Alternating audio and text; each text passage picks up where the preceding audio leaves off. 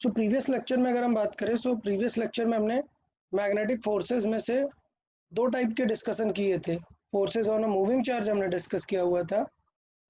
फिर उसके बाद हमने रूल्स भी देखे थे कि यार फ्लेमिंग्स रूल, और हम लेकिन पाम रूल से ही सारे आंसर सॉल्व कर लेते हैं। कुछ स्पेशल पॉइंट्स, वो सारी चीज़ें देखी थी।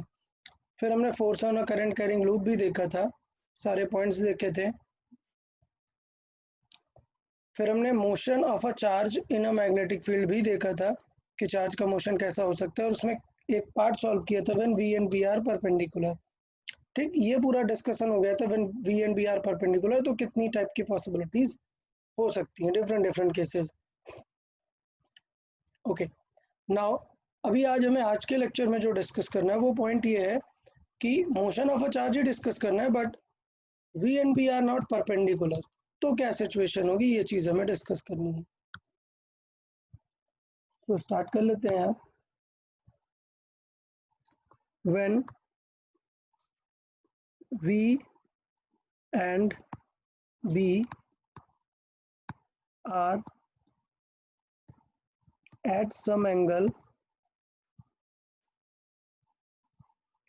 theta, where थीटा क्या नहीं होना चाहिए, ऑलरेडी हम डिस्कस कर चुके हैं। Theta should not be 90। अच्छा, जीरो भी नहीं होना चाहिए। जीरो होगा तो बताए फोर्स क्या होगा, अगर थीटा जीरो है। जीरो जीरो हो जाएगा, तो डिस्कस करने की जरूरत ही नहीं, वो हम प्रीवियसली डिस्कस कर चुके हैं ऑलरेडी। तो बेसिकली हम जो अभी कर रहे हैं वो टॉपिक हमारा ही है, मोशन ऑफ अ चार्ज। तो मोशन ऑफ अ चार्ज हम डिस्कस कर रहे हैं इन यूनिफॉर्म मैग्नेटिक फील्ड। याद रखें, यूनिफॉर्म है। क्यों? क्योंकि अगर ये वेरिएबल होगा तो फिर हमें इंटीग्रेट वगैरह करना पड़ेगा, आपको ऑलरेडी बता चुके हैं। चलिए देखेंगे यार, काफी अच्छे से देखेंगे ये चीज कि अगर भी किसी एंगल पर है, मतलब लेट्स से ये सेटअप बना लेते हैं कुछ। तो ये अपना है एक्स एक्सिस, थोड़ा सा बड़ा करते हैं एक्स एक्सिस को इस बार। ये वाई एक्सिस है, और मैंने बताया कि लेट्स से मैग्नेटिक फील्ड मुझे पता है, मैग्नेटिक फील्ड है बी की तरफ, एक्स एक्सिस की तरफ है मैग्नेटिक फील्ड, और जो वी है वो किसी एंगल पर है। ठीक है, सो वी किसी एंगल थीटा पर है, थीटा एंगल पर वी है। तो रियल में अगर मैं इसका वो देखूँ ग्राफ, तो जेड एक्सिस कुछ इस तरीके से, आप समझे जेड प्लेन ये है, ये जेड प्लेन है। सबको समझ में आ रहा है? 3D में ये जेड प्लेन है, बट ये जो वेलोसिटी है वो किस प्लेन में है, एक्स वाई प्लेन में है। ये जो हमारी स्पीड है, तो मैं सारी चीजें लिखता हूँ। क्या बी किस तरफ है, एक्स एक्सिस,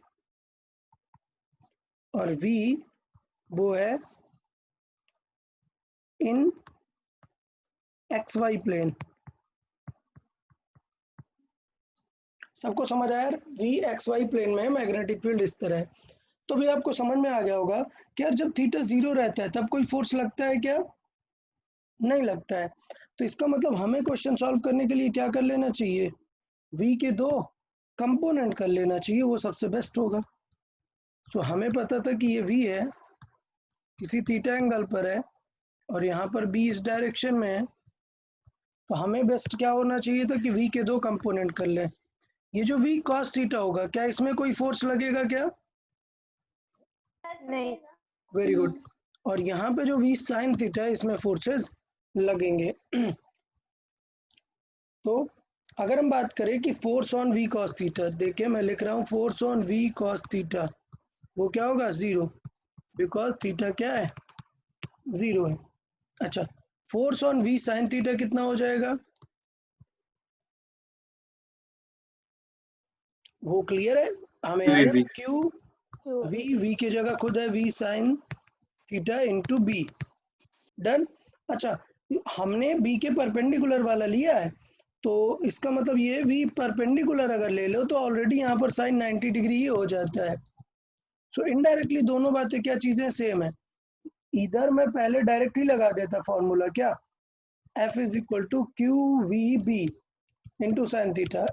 मैं ये फॉर्मूला डायरेक्ट भी लगा सकता था, या फिर मैंने क्या लिया, v कोई दूसरा वाला सॉल्व किया परपेंडिकुलर वाला, तो इसका मतलब यहाँ पे साइन क्या आ जाएगा, 90 डिग्री आ जाएगा ना। तो ये एक पैटर्न है, ठीक है। ऐसा कुछ नहीं है कि फॉर्मूला बदल गया, फॉर्मूला अभी इनडायरेक्टली आपको वही दिखने वाला है, Q v sine theta into B, ठीक। ये तो फोर्स की प्रॉब्लम नहीं है यार। प्रॉब्लम यहाँ पर क्या है, प्रॉब्लम यहाँ पर है कि फोर्स की डायरेक्शन क्या होगी। तो आप लोग जल्दी से देखें और मुझे इस फोर्स की डायरेक्शन बताइए, डायरेक्शन क्या होगी, किस एक्सिस की तरफ होगी। आपको बी पता है, आपको वी पता है, फोर्स की डायरेक्शन बताएं। Negative Z axis. Very good, very good. सबको समझ आया कि डायरेक्शन किस तरफ है, माइनस के की तरफ। क्लियर। तो जो डायरेक्शन होगी वो मैं डिटेल नहीं लिख रहा हूँ, मुझे पता है राइट हैंड पाम रूल से यूज कर सकते हैं। राइट हैंड पाम रूल, आपको क्या करना होता है, सपोज ये वेलोसिटी है परपेंडिकुलर वाली, तो थंब इस तरफ, फिंगर्स इस तरफ, जिस तरफ भी है, so perpendicular to the palm कहाँ है, इनटू द प्लेन जा रहा है, मतलब किस तरफ, माइनस जेड एक्सिस। ये होगा नेगेटिव जेड एक्सिस, ये हो गया फोर्स। तो यार जरा फील करो, अगर इसको नेगेटिव जेड एक्सिस की तरफ फोर्स लग रहा है तो इसका सर्किल किस तरफ बनेगा, बताएं। सर्कुलर मोशन किस प्लेन में होगी, एक्स वाई प्लेन में। एक्स वाई प्लेन में, क्या बात कर रहे हैं, वाई प्लेन में ना यार। भाई फोर्स इस तरफ लग रहा है तो ये सर्किल भी तो इस तरफ कंप्लीट करेगा। नहीं समझ आया सबको। तो सर्किल इस वाई जेड प्लेन में ही कंप्लीट करेगा। Then plane of circular motion, तो प्लेन ऑफ सर्कुलर मोशन जो होगा उसका वो क्या हो जाएगा, वाई जेड प्लेन, ठीक। अच्छा, अब इसमें यार एक प्रॉब्लम हो गई क्या, कि यार ये तो भी परपेंडिकुलर है, बट उसके पास आगे की तरफ एक स्पीड तो रहेगी ना हमेशा। तो इसका मतलब वो सर्कुलर मोशन तो कर रहा है, but it has a forward speed, but it has a forward speed. वो फॉरवर्ड स्पीड क्या है, v cos थीटा। तो इसका मतलब ये एक सर्किल तो कंप्लीट करना चाहता है, बट आगे भी तो पार्टिकल जाता रहेगा, तो मतलब सर्किल नहीं कंप्लीट कर पाएगा, आगे भी जाएगा। मतलब मोशन होना चाहिए, एग्जैक्टली होना चाहिए था सर्किल, ठीक। But this circle will be extended by v cos theta. So इसका मतलब if we extend this circle, what it will look like, Coil. like a coil। समझ आया सबको। तो this coil is known as helix, ठीक है। तो इस टाइप के शेप को जो बोलते हैं वो हम हेलिकल शेप बोलते हैं। सो बेसिकली अगर मैं इस फिगर में आपको सॉल्व करूं कि यार ये मोशन कैसे होने वाला है, एग्जैक्टली कैसे दिखेगा, तो ये वेलोसिटी एग्जैक्ट आपको कुछ ऐसा दिखेगा कि ये सर्किल कंप्लीट करना चाहता है, बट वो बार बार आगे जा रहा होगा इस टाइप में।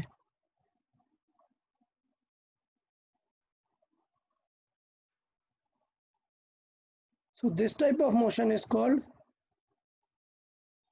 helical motion. So कुछ इस टाइप का मोशन होगा, this motion is called helical motion.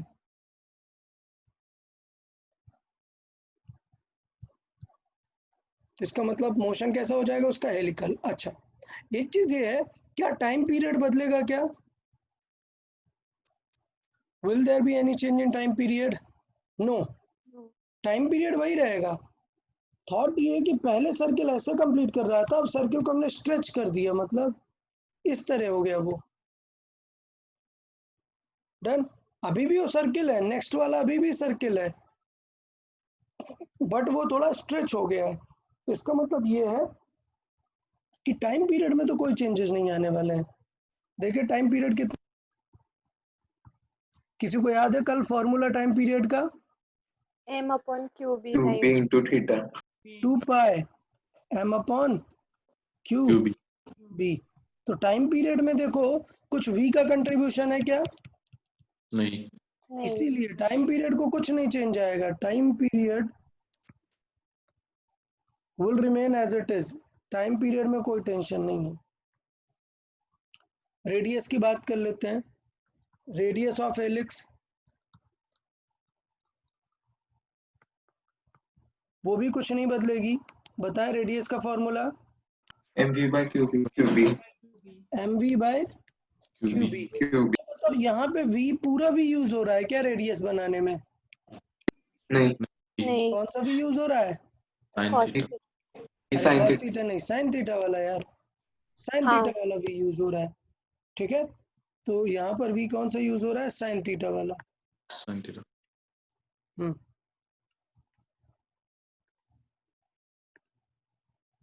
अच्छा, तो इसका मतलब ये हुआ कि टाइम पीरियड नहीं बदला, बट ये हमारा बदल गया r। r जो है हमारा अब एम वी साइन थीटा पे डिपेंड करने लगा। ठीक है, अच्छी बात है। हेलिक्स में एक और चीज समझी जाती है कि ये जो दो सर्कल बन रहे हैं इनके बीच जो ये जो गैप होता है इसको बोलते हैं पिच।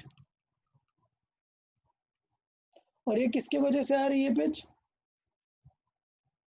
V pitch cos. किसकी? v cos थीटा के वजह से। तो अगर हम पिच की बात करें तो पिच कितना हो जाएगा? It will be just horizontal distance, sorry speed, into कितना टाइम गया, टाइम पीरियड। हाँ. बट कौन सा स्पीड जो हेल्प कर रहा है? Horizontal speed. तो इसका मतलब पिच का फॉर्मूला क्या हो जाएगा? V पिच cos अगर देखो theta. हॉरिजॉन्टल स्पीड है v cos theta, v cos theta, और टाइम पीरियड कितना है? 2 2 pi pi pi m m QB. By QB. Q B. तो देखो टेंशन नहीं लेना, पिच का जो फॉर्मूला है वो काफ़ी स्ट्रेट दिखेगा। थोड़ा सा ही अंतर है, सिर्फ 2 पाई तो रहेगा ही रहेगा। एम वी वहाँ वी साइन थीटा था, यहाँ पे v Cos cos theta. Theta आएगा अपॉन क्यू बी। तो बताओ समझ आ गया यार ये पिच और टाइम पीरियड और रेडियस निकालना हेलिक्स की? किसी को कोई डाउट? सर वो सर्कल का. हाँ, हेलो. सर सर्कल का वो क्या? आपने Z एक्सिस में बताया ना कि वो सर्कल उसका. जेड एक्सिस में बनेगा। हाँ, हाँ. ये देखो यहाँ पे बना लेते हैं यार।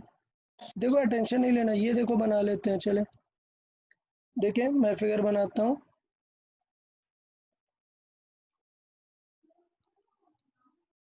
ठीक है, ये जेड एक्सिस क्लियर है, ये जेड है, ये एक्स है, ये वाई है। ठीक है, अब समझना v cos थीटा नहीं, मैं सिर्फ ड्रॉ कर रहा हूँ v sin थीटा। डन, हाँ. v sin theta. इधर है क्या b?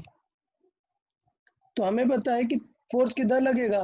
z की तरफ, हाँ. मतलब फोर्स लगेगा इस डायरेक्शन में। तो यार अगर फोर्स लगेगा और ये ऊपर जा रहा है, फोर्स इस तरफ खींच रहा है, तो इस तरफ सर्किल बनाएगा ना। इसका हाँ. मतलब ये YZ प्लेन में.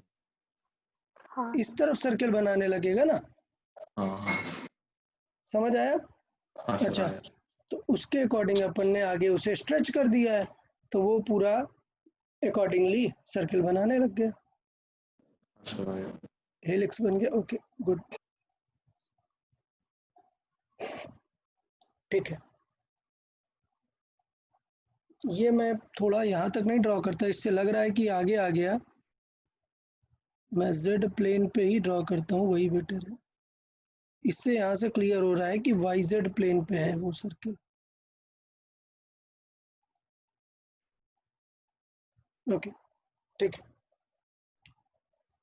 चले तो वापस आते हैं। दोनों चीज़ें क्लियर है? अच्छा चलो, अच्छा ये बताओ, अब इस केस में बताइएगा आप लोग, ये है एक्स, ये है वाई, ये है जेड। ठीक है, और जो वेलोसिटी है वो जेड से 30 डिग्री है।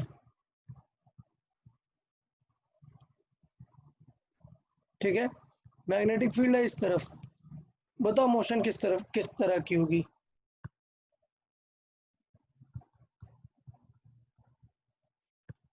Path of the particle positive क्यों है?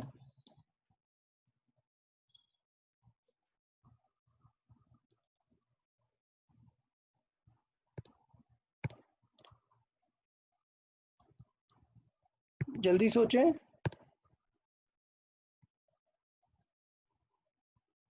Path of the particle, sir YZ plane में ही होगी।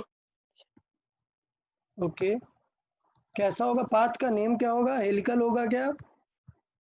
नहीं sir, circular. Okay, very good. So यही हमें जानना था कि यार ऐसा इमोशनल नहीं हो जाना है कि कोई भी फिगर देख के अरे एंगल दिया हुआ है मतलब हेलिकल हो गया, नहीं यार, ऐसा नहीं करना है। क्या करना है? प्रॉपर थोड़ा सा काम अच्छे से करना है। कैसे? हमें पता है कि ये एक्स है अपना, ये वाई है और ये जेड है, ठीक है। हमें जब पता है कि यार वो जेड पे एंगल बना रहा है, मतलब उसके कंपोनेंट तो ये दो डायरेक्शन में आएंगे ना।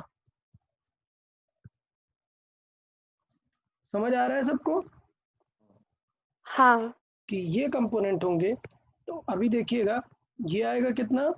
v cos थीटा, थीटा ही देते हैं, 30 नहीं देते, थीटा दे लेते हैं, ठीक। तो देखो ये आएगा v cos थीटा, ये आएगा v sin थीटा, डन। अच्छा, अभी b किस तरफ है? पॉजिटिव। b इधर है, पॉजिटिव की तरफ। तो अभी सोच लो, सर्किल आने वाला है या कुछ और? क्या आने वाला है? सर्किल किस तरफ आएगा, कैसा सर्किल होगा, थोड़ा सा और डिटेल बताएं।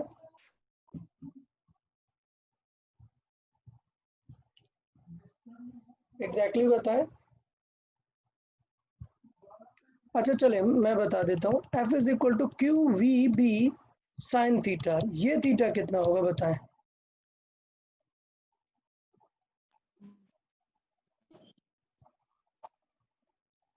ये थीटा कितना होगा भाई? सर, फिगर में लिख के बताओ। 90 डिग्री। 90 डिग्री है, because it is, yes it is angle between V and B, B. so that this theta is 90 degree actually. तो इससे हमें कोई मतलब ही नहीं है। फोर्स क्या हो जाएगा? सीधा क्यू वी बी। डायरेक्शन क्या होगी? हमें कंपोनेंट करने की जरूरत ही नहीं थी, हमें कंपोनेंट करने की जरूरत ही नहीं है। आप डायरेक्शन बताएं, फोर्स की डायरेक्शन। माइनस के कैप। पक्का? सबको समझ में आ रहा है फोर्स की डायरेक्शन? हाँ सर। Okay good. देखिए क्या करेंगे, राइट हैंड पाम रूल। जिस तरफ चार्ज जा रहा है, तो चार्ज हमें पता है कि एक पर्टिकुलर डायरेक्शन में जा रहा है इस तरफ, और मैग्नेटिक फील्ड है ये, तो इन दोनों का परपेंडिकुलर होगा। तो माइनस वो जो भी आप के कैप बोल रहे हैं, के कैप तो आंसर नहीं है। क्या होना चाहिए? इन दोनों के प्लेन के परपेंडिकुलर होना चाहिए आंसर, V और B के परपेंडिकुलर। तो अगर आप नहीं समझ पा रहे हो तो मैं आपको दिखाऊं कि V और B का जो परपेंडिकुलर होगा वो कुछ ऐसे जाएगा।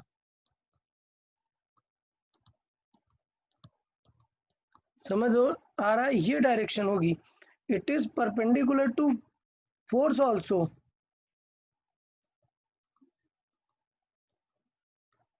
ये भी परपेंडिकुलर है और वेलोसिटी के भी परपेंडिकुलर है। समझ आ रहा है? हाँ सर। सर एक बार फिर से। ओके चले, तो मैं देख लेता हूँ, फिर से समझा देता हूँ कि जो सर्किल बनने वाला है वो वी बी के प्लेन के अकॉर्डिंग बनेगा। जैसे V इधर है, B इधर है, इनका परपेंडिकुलर है ये एक प्लेन है समझो, ये पूरा एक प्लेन है। तो ये बेसिकली क्या है, ये एक परपेंडिकुलर प्लेन है जो इस पूरे प्लेन के साथ 90 डिग्री बना रहा है। समझ आया? हाँ सर। तो इस टाइप है। बाय द वे ऐसा कभी इतना डिफरेंट क्वेश्चन पूछा नहीं जाता है ऐसा, जस्ट मैंने आपको उसके लिए बता दिया कि ये जो मोशन होने वाली है, वो जो पाथ होने वाला है वो सर्कुलर होने वाला है, हेलिक्स बनने का कोई चांस नहीं है। सिर्फ ये समझाना चाह रहा था कि हेलिक्स आपको थोड़ा देख समझ के बनाना है। डन। Yes sir. अच्छा, अब देखते हैं दोनों अगर आ जाए, बोथ ई एंड बी, ई भी आ गया और बी भी, बट अच्छी बात है कि ई और बी क्या है, पैरेलल है, and E and B are parallel at theta angle with V. V के साथ थीटा एंगल बना रहे हैं बट दोनों पैरेलल हो गए, तो क्या सिचुएशन आएगी? मतलब मैं फिगर बनाता हूँ यहाँ पर, ये x है, y है, ये जो V है, अभी V तो ठीक है थीटा एंगल पर है, V की प्रॉब्लम नहीं है, बट एक नई चीज आ गई कि यहाँ पर इस डायरेक्शन में पहले B बस था, अभी साथ में और एक चीज आ गई है, क्या, E। तो बताओ प्रॉब्लम क्या हुई होगी? हमें पता है शेप तो क्या आना चाहिए, हेलिक्स आना चाहिए, क्योंकि ई तो इसके परपेंडिकुलर है ना, इसके कंपोनेंट के, तो उस पर तो कोई इफेक्ट नहीं डालेगा E will have no effect in V sine theta. अगर बात करें ये वी है, ये क्या हो जाएगा, वी साइन थीटा, और ये हो जाएगा यहाँ पर वी कॉस थीटा। तो पहली बात, E will have no effect in V cos theta, V sine theta, समझ आया सबको? हाँ so will not change v sin theta। Clear? v sin theta को चेंज नहीं करेगा, number one, point number one. Sir क्यों? क्योंकि परपेंडिकुलर जो है वो चीज उस पर कोई भी चेंज नहीं लाएगी स्पीड में, परपेंडिकुलर फोर्स। ठीक। नंबर टू, अब बात आती है क्या, v cos थीटा की, तो e is parallel to v cos theta, मतलब v cos थीटा को क्या करेगा, इंक्रीज करना स्टार्ट कर देगा। डन। हाँ sir. Okay, so that means V cos theta will start to increase। तो इसका मतलब ये कि अगर स्पीड बढ़ जाएगी, तो वो याद है कि जब ये आगे स्ट्रेच कर रहे थे, अगर स्पीड बढ़ जाएगी तो ये स्ट्रेच डिस्टेंस भी बढ़ जाएगी ना। हाँ हाँ इसका मतलब this will form a helix with non-uniform pitch।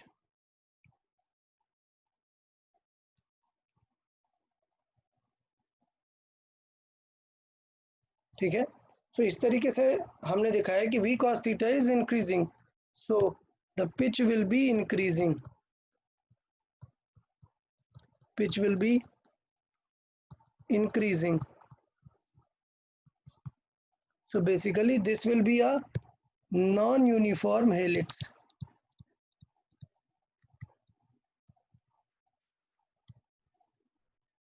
सबको समझ आया यार ये वाला फॉर्मूला?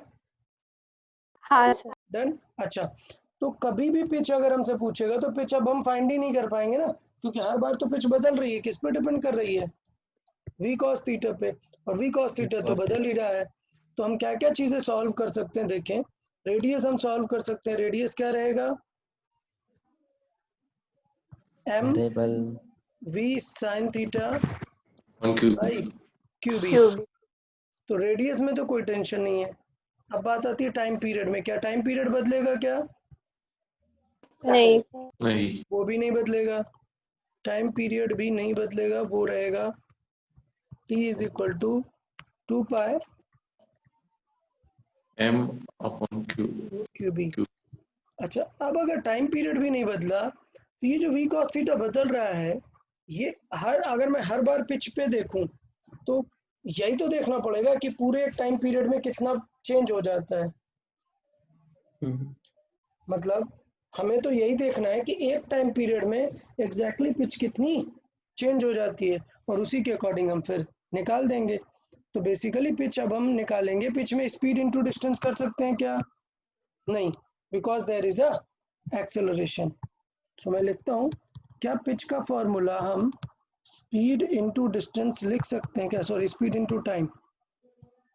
नो। ये रॉन्ग हो जाएगा। क्यों? Speed into time. Why? Yes, because there is acceleration. किसके वजह से acceleration है? Due to electric field. Done? अच्छा, इलेक्ट्रिक फील्ड का एक्सेलरेशन है, तो याद है इलेक्ट्रिक फील्ड का एक्सेलरेशन कैसे निकालते हैं? QE by M. QE से, by- very good. F is equal to QE से, सॉरी Q इंटू E से, और F को लिख सकते हैं M into A is equal to Q into E। तो वहां से एक्सेलरेशन आ जाता है कितना? QE by M M। ये आ गया।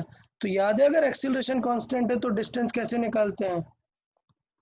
equation इक्वेशन क्या होगा? UT plus half it half AT square. Very good.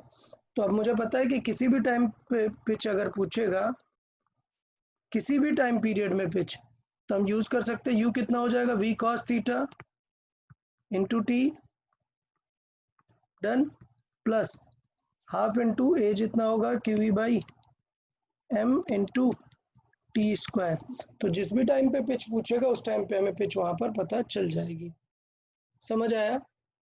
हाँ सर हाँ और सॉरी बाय द वे, उसे एग्जैक्टली पिच नहीं बोलेंगे, ये एक्चुअली डिस्टेंस हो गई एक टाइप की। पूरा पिच मतलब हाँ। होता है दो सर्कल्स के बीच की डिस्टेंस, मतलब वन टाइम पीरियड के लिए, तो वो भी अकॉर्डिंगली हम निकाल सकते हैं।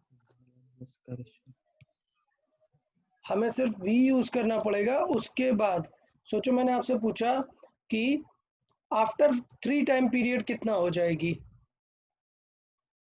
आफ्टर 3 टाइम पीरियड पिच कितनी हो जाएगी? 3 टाइम पीरियड में 2 पीरियड हाँ, तो 3 टाइम पीरियड का मतलब ये हुआ कि 3 टाइम पीरियड के बाद अब ये u cos थीटा की जगह क्या आ जाएगा? बदल जाएगा। हाँ, तो इधर आप निकाल सकते हो कैसे? 4 time period minus 3 time period, ऐसे निकाल सकते हो। ठीक है, तो मैं ये लिख देता हूँ इनडायरेक्टली, ये क्या है? डिस्टेंस। तो अगर मैं क्वेश्चन पूछूं पिच ऑफ फोर्थ सर्किल, तो इसका मतलब क्या हो जाएगा? This pitch will be distance of 4t minus distance of 3t। 3. समझ आ गया ना? यस सर हाँ चले, तो ये था पूरा डिस्कशन, जिसमें इलेक्ट्रिक फील्ड भी अगर बीच में एंट्री मारेगा तो ये जो पिच है वो कंटिन्यूअसली बढ़ती जाएगी। इंक्रीजिंग पिच का क्वेश्चन बन जाएगा हमारे पास। तो ये ज़्यादा कभी पूछा नहीं जाता है, तो टेंशन नहीं लेना ज़्यादा इसका। ठीक है, अच्छा, एक और पॉइंट सर या हाँ सर ग्राफ बताएंगे थोड़ा। ये, हाँ, हाँ ग्राफ क्योंकि वाला। ऐसे सर्किल बन रहा था पहले, हमने V cos थीटा से सर्किल को आगे पुल कर लिया, तो अब ये सर्किल स्ट्रेच हो गया, तो अब ये सर्किल ऐसे स्ट्रेच होने लग गया, तो ये जो स्प्रिंग शेप था इसको हम बोलते हैं हेलिक्स। अभी क्या था, ये जो V cos थीटा है वो भी बढ़ रहा है, तो ये जो पिच की डिस्टेंस थी, स्पीड इनटू टाइम, स्पीड बढ़ रही है तो ये डिस्टेंस भी तो बढ़ती जाएगी ना। तो इसका मतलब अब फिगर कैसा आएगा? ये आएगा, अभी ये डिस्टेंस अब थोड़ी बढ़ेगी, थोड़ी और बढ़ेगी, थोड़ी और बढ़ेगी, और फिर लाइकवाइज। समझ आया? हाँ सर। ओके, तो नॉन यूनिफॉर्म हेलिक्स है इंक्रीजिंग पिच के साथ। अच्छा, ठीक है, एक लास्ट यहाँ पर एक सिनेरियो रह गया है, तो उसके लिए थोड़ा सा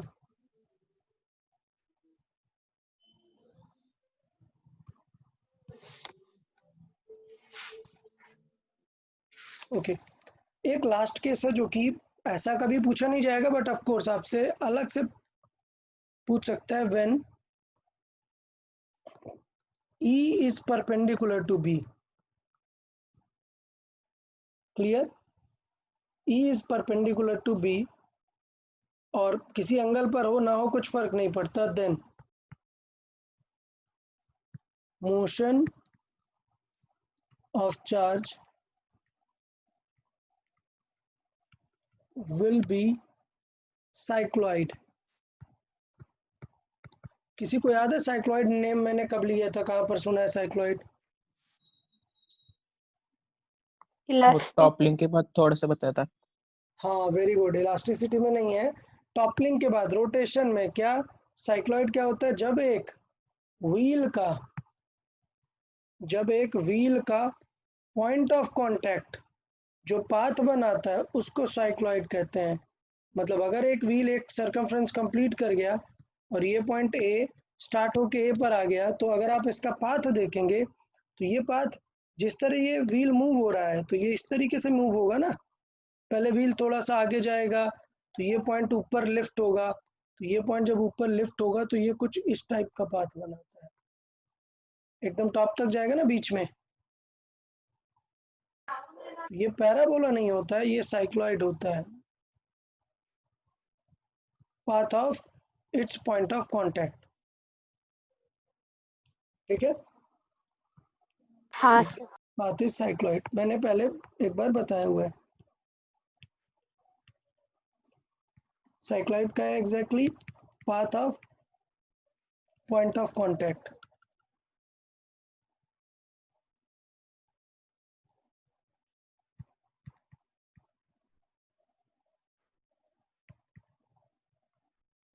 ओके चले, तो अगर मैं लिस्ट आउट करूँ थोड़ी चीजें कि यार इलेक्ट्रिक फील्ड में कैसा होता था और मैग्नेटिक फील्ड में कैसा होता है, तो थोड़े से चेंजेस आपको यहाँ पे देखने को मिल जाएंगे। क्या, when E, only E, when only E, and when only B, जब केवल इलेक्ट्रिक फील्ड है और इधर केवल मैग्नेटिक फील्ड था। तो हमें याद है अगर एक चार्ज है रेस्ट पे है, ठीक है, और इलेक्ट्रिक फील्ड इस तरफ है, तो बताओ फोर्स किस तरफ लगेगा, पॉजिटिव चार्ज है, फोर्स किस तरफ लगेगा,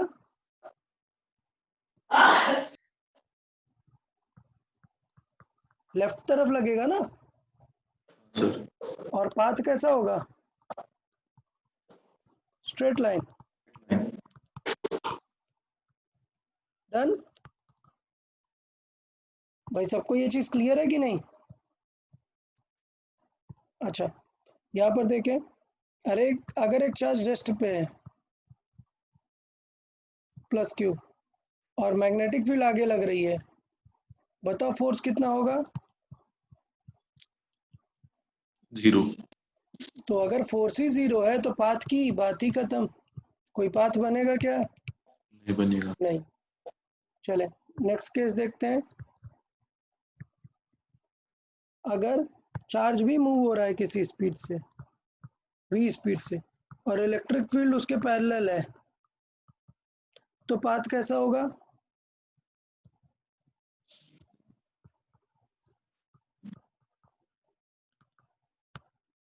याद है भाई, पाथ क्या हो जाएगा, स्ट्रेट लाइन। डन भाई, ये सबको समझ आ रहा है ना। आगे की तरफ ही एक्सेलरेशन लगेगा। अच्छा v अभी इस तरफ है और मैग्नेटिक फील्ड पैरेलल हो जाए, तब बताओ पाथ,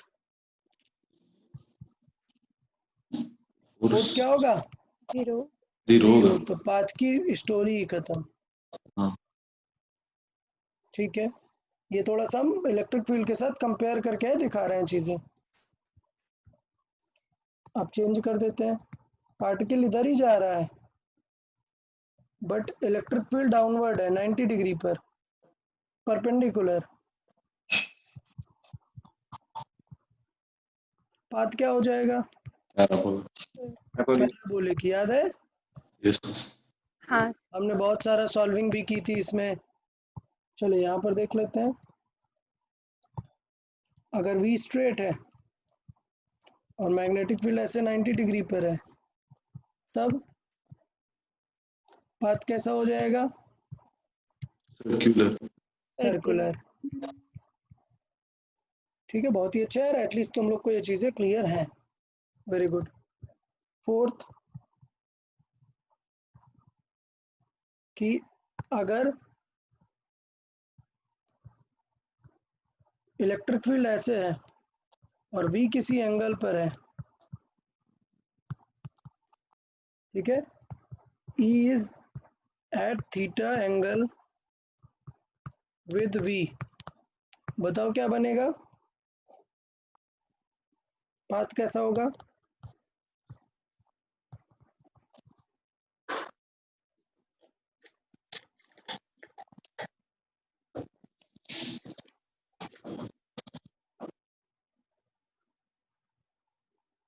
अच्छा चलो, इस तरह नहीं समझ आ रहा है, एक दूसरी तरह समझा देते हैं। इलेक्ट्रिक फील्ड ऐसे ही लग रही है, बट अब उसको हमने किसी एंगल पे थ्रो किया है, ऐसे। कुछ याद आ रहा है? हाँ, ये किस टाइप का क्वेश्चन हुआ, कैसा मोशन होगा अभी भी? प्रोजेक्टाइल। प्रोजेक्टाइल ही होगा।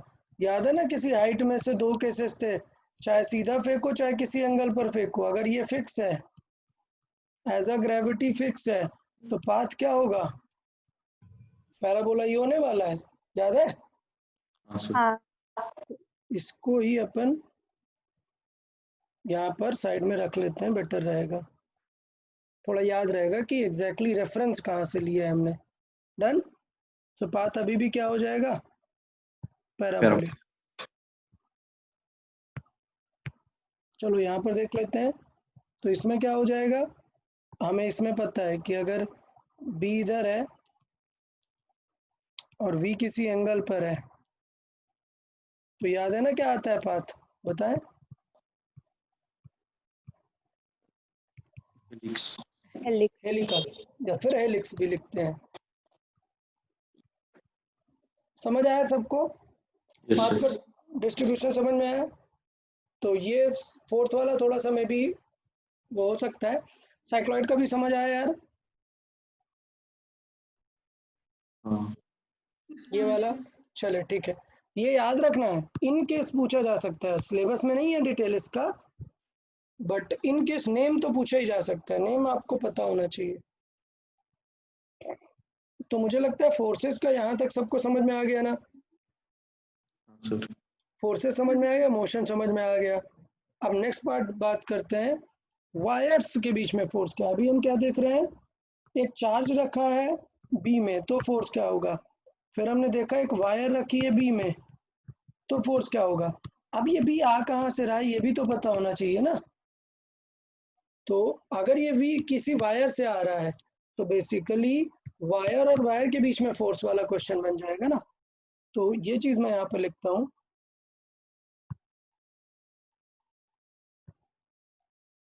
Forces between wires.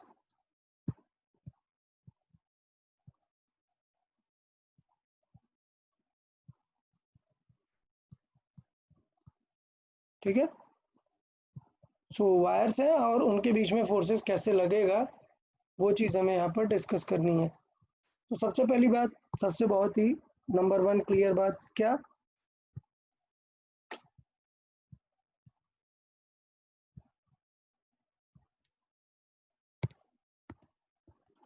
फर्स्ट है पैरेलल वायर्स।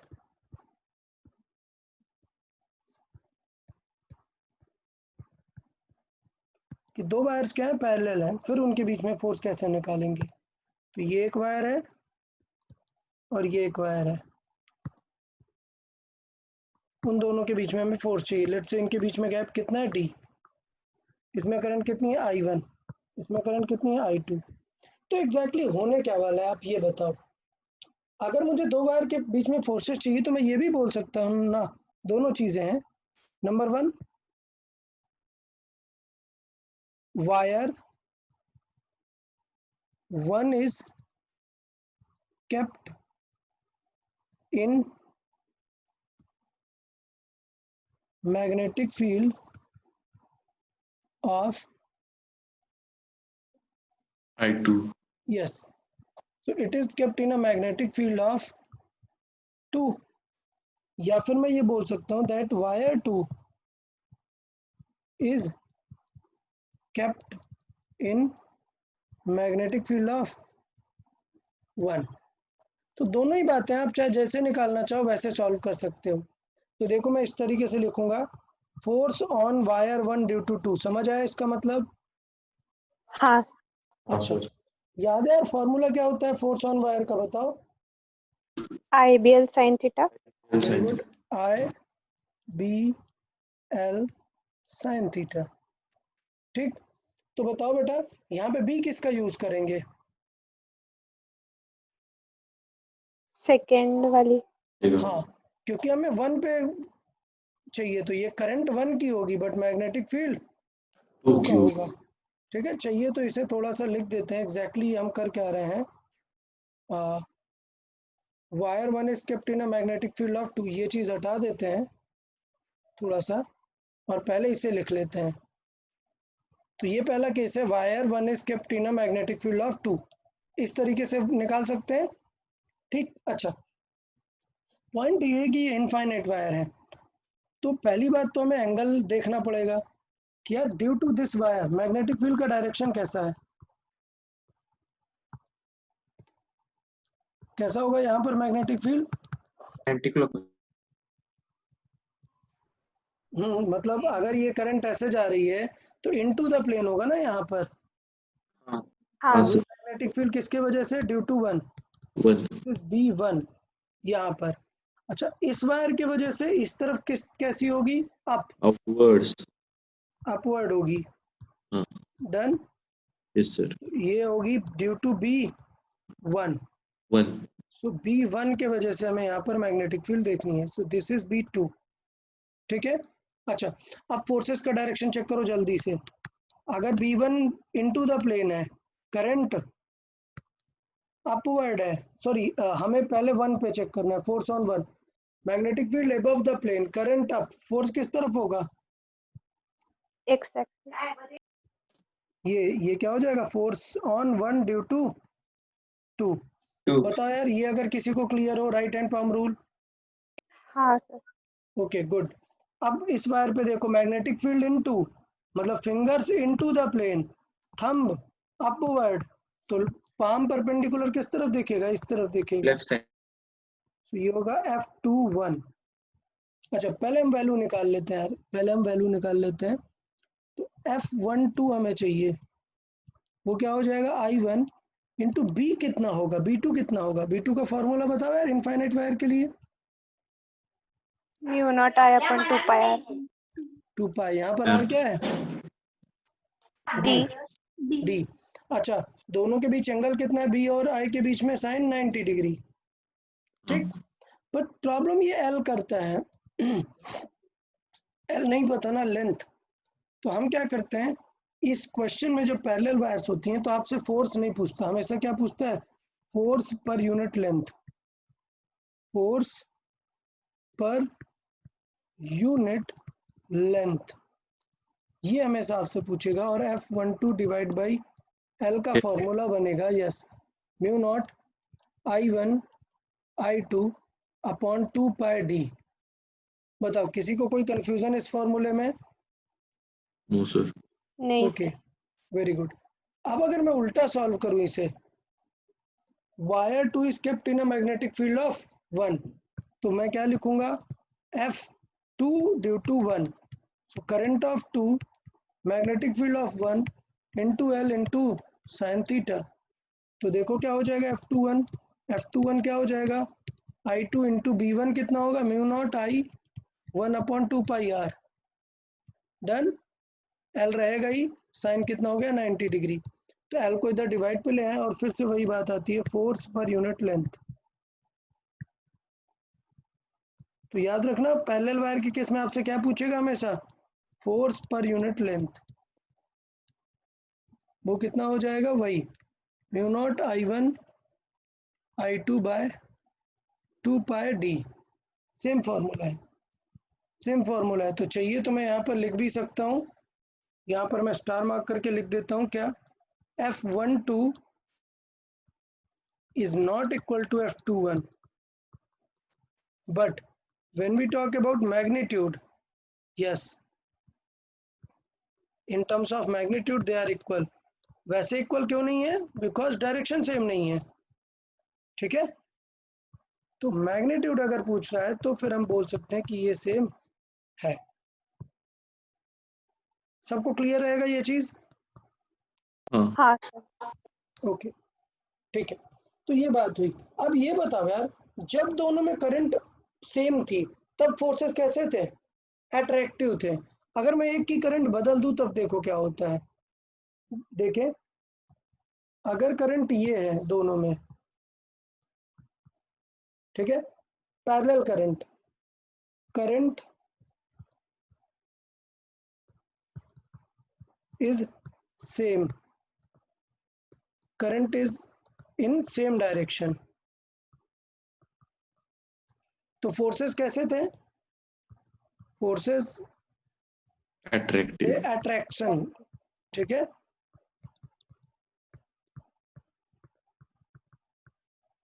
फोर्सेस अट्रैक्टिव थे। अगर हम अपोजिट कर दें, करंट इन अपोजिट डायरेक्शन,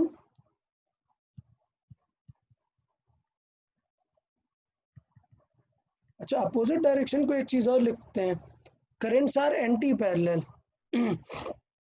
तो कंफ्यूज नहीं लिखना, ऐसे भी लिखते हैं, करेंट्स आर एंटी पैरेलल।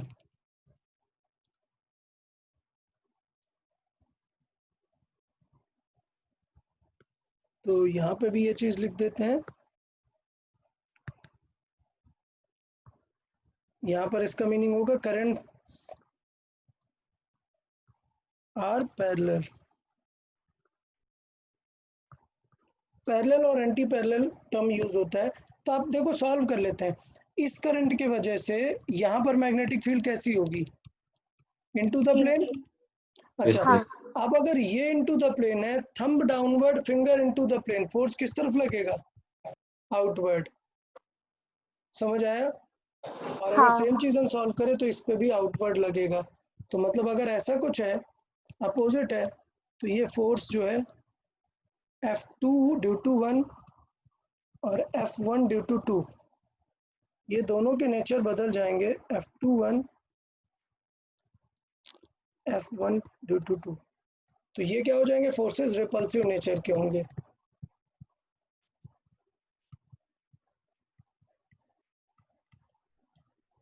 तो सबको यार ये क्लियर हुआ? ये फॉर्मूला समझ में आया? याद रहेगा फॉर्मूला हाँ हाँ सर। इस पे फोर्सेस का? ओके, फोर्सेस पर यूनिट लेंथ के अकॉर्डिंग। बताओ अभी अभी किसी को कुछ डाउट हो पैरेलल वायर्स के केस में तो बताओ, पूछ लो यार। पैरेलल वायर इजी है। डन। हाँ ओके, हाँ केस 2 देखें।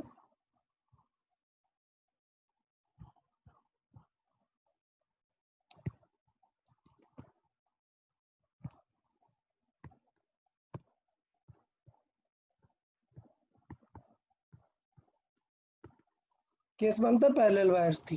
केस 2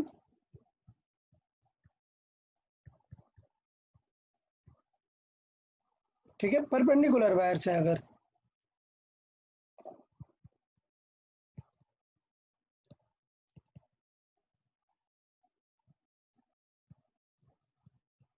अच्छा यार, परपेंडिकुलर वायर से तो थोड़ी सी एक दिक्कत होने वाली है हमें, समझे? सपोज ये वायर है, ये हो गई क्या हमारी I1।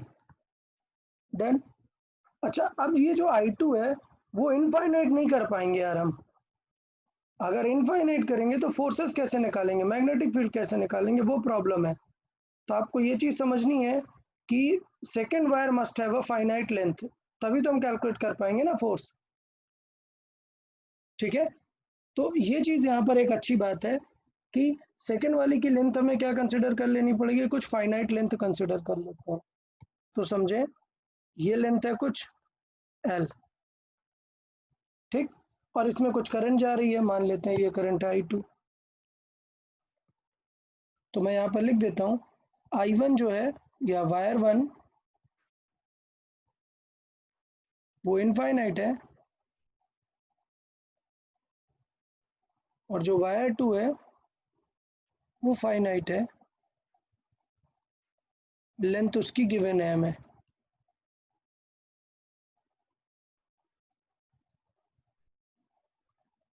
लेंथ कितनी है उसकी? L है। समझ आया इतना? अच्छा, अब क्वेश्चन ये होगा, नेक्स्ट क्वेश्चन होगा कि यार दूर कितना है, ये भी इंपॉर्टेंट है एक। तो सेकंड इंपॉर्टेंट पैरामीटर है कि यार ये वायर से दूर कितना है, इसका एकदम फर्स्ट पॉइंट ये। तो मान लेते हैं यहाँ पर ए डिस्टेंस दूर है, ठीक है, ए डिस्टेंस पे स्टार्ट हो रहा है। अच्छा, तो पहले ये बताओ कि डायरेक्शन ऑफ फोर्स क्या होगी। सबसे पहले बताएं डायरेक्शन ऑफ फोर्स क्या होगी इस क्वेश्चन के लिए। तो पहले क्या चेक करना पड़ेगा कि मैग्नेटिक फील्ड कैसी है। बताओ ड्यू टू दिस वायर यहाँ पर मैग्नेटिक फील्ड कैसी होगी, into the plane. Into the plane. सबको समझ आया? तो देखो मैं यहाँ पर बना देता हूँ तुरंत। अच्छा, बी क्या है, into the plane, B is into the plane.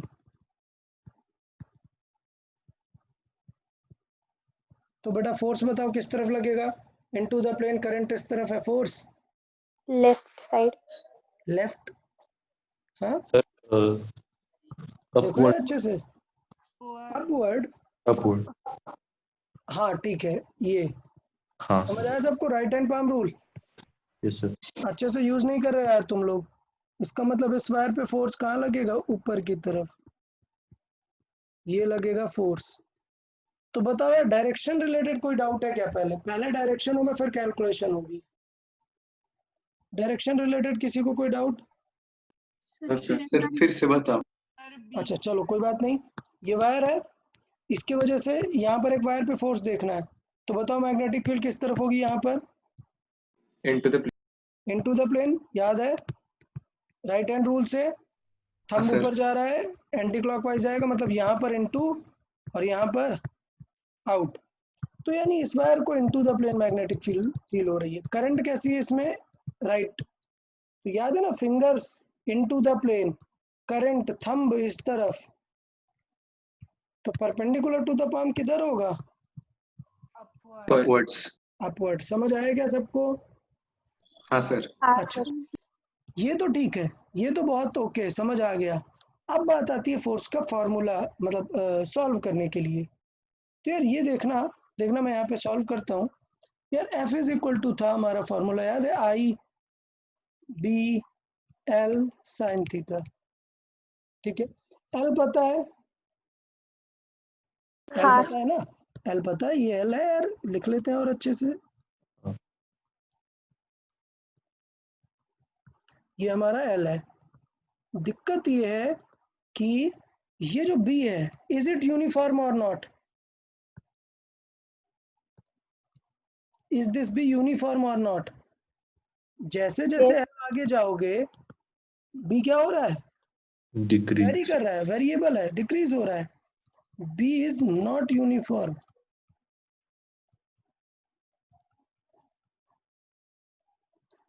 Clear? In direction of length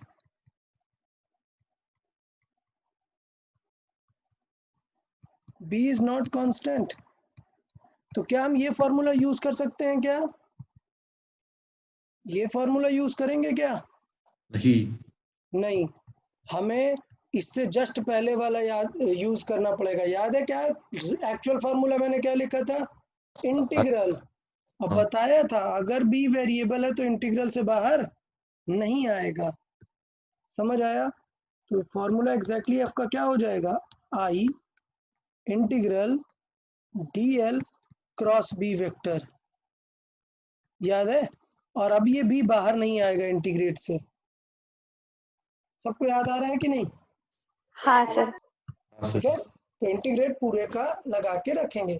अब चीजें मुझे लगता है अब तो इतना इंटीग्रेशन तो मैंने सिखाया ही है। हम क्या एज्यूम करने वाले हैं कि यहाँ पर dx, याद है? चलो फिर से बना देते हैं यार, क्यों टेंशन हो आपको। ये वायर, ये हमारी वाली वायर, और इस पे हमने ले लिया क्या, एक dx एलिमेंट। याद आ रहा है ना कुछ कैसे करते हैं इंटीग्रेशन? अब दूसरा क्या चेक करेंगे कि ये कितनी दूर है x डिस्टेंस पे, ठीक है। और बताओ x की लिमिट क्या हो जाएगी, 0 0 2 क्यों होगी यार, A2 A2 A2 A+L very good यार, लिमिट ऑफ एक्स क्या हो जाएगी, ए टू ए प्लस एल। सही है, ठीक है, समझदार हो गए यार तुम लोग, अच्छी बात है। ये आया है और ये dx एलिमेंट हम जैसे इंटीग्रेट करते हैं वैसे करेंगे। अच्छा, एग्जाम के लिए आपको डायरेक्ट फार्मूला याद रख लेना है, एग्जाम में इंटीग्रेट मत करते रहना, समझ जाना पैरेलल वायर हॉरिजॉन्टल वायर समझ के याद रख लेना कि क्या करना है। डन, पैरेलल वायर का याद है ना? चलो कोई बताओ पैरेलल वायर को, F mu naught Not I1, I2 one upon I1 I2 by 2 pi d। By D अच्छा, अगर सेम डायरेक्शन है तो अट्रैक्ट करेंगे रिपल, अट्रैक्ट अट्रैक्ट करेंगे, वेरी गुड। अगर अपोजिट है तो रिपल करेंगे, बहुत अच्छी बात है। ठीक है, चलो अब मैं थोड़ी सी सॉल्विंग करके फार्मूला बना देता हूँ जल्दी से। F is equal to I into D L, length कितनी हो गई डी एक्स, इंटू बी का फॉर्मूला बतावे at a distance X. mu naught I by 2 by 2 pi x mu naught I by 2 pi X. यार एक चीज बताओ, ये I1 होगा या I2? I1 I1 क्यों होगा यार, फोर्स ऑन 2 देख रहे हैं ड्यू टू 1, तो करंट तो 2 वाली यूज करोगे ना, बी ड्यू टू 1 यूज करोगे ना। क्या कर रहे हो तुम लोग, समझ आया? हाँ ठीक है, so this is nothing but force on 2 due to 1, so current 2 की यूज होगी, यहाँ पर करंट 1 की यूज होगी। खैर उतना फर्क नहीं पड़ता, लिमिट क्या होगी ए टू ए प्लस एल। समझदार हो यार आप लोग, मुझे लगता है समझ आ गया आपको कि बाकी जो है वो सब बाहर आ जाएंगे, इंटीग्रेट नहीं होने वाले। F21 आ जाएगा I2 into mu naught I1 upon 2 पाई, इंटीग्रेशन में सिर्फ क्या रहने वाला है, x। किसी को याद आ रहा है x का इंटीग्रेशन क्या आने वाला है, ln x।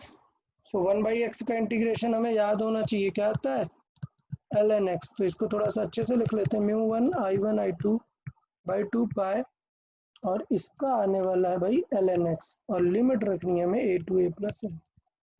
अब याद है पहली लिमिट रखेंगे माइनस सेकंड लिमिट रखेंगे, मतलब पूरी चीजें लिखने का मन नहीं है मेरा, आप समझ जाएं, बार बार हम ये सारे पैटर्न डिस्कस कर चुके हैं। 2 पाई समझना, ये आएगा ln a plus L minus ln a, तो याद है ना log a minus log b क्या हो जाता है, log a बाई बी तो ये आंसर आएगा ln a plus L by a।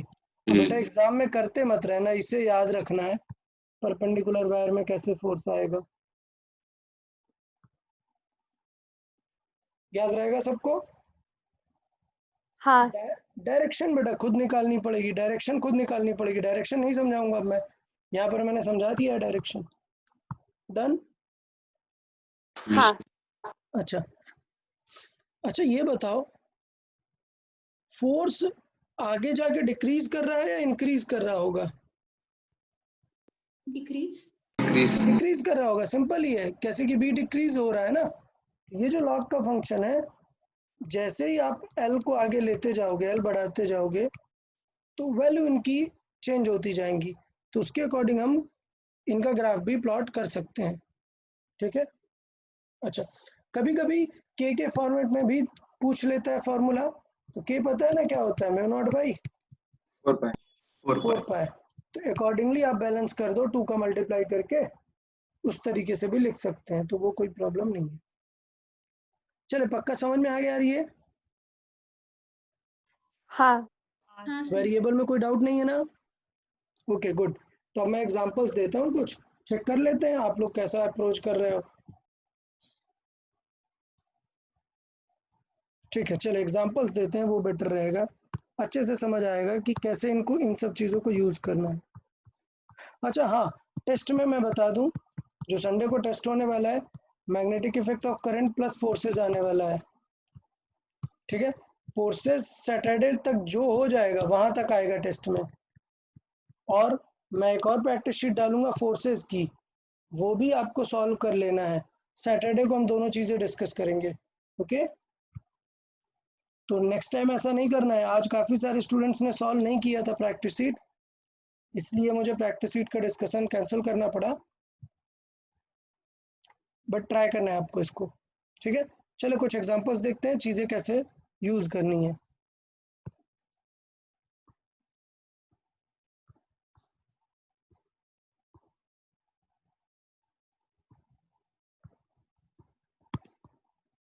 Now, step question first.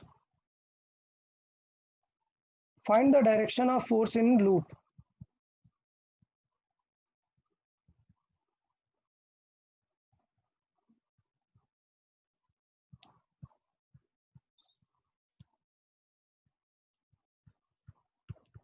चले, फर्स्ट पार्ट है, हमें इस लूप में, स्क्वायर लूप में डायरेक्शन बतानी है फोर्स की।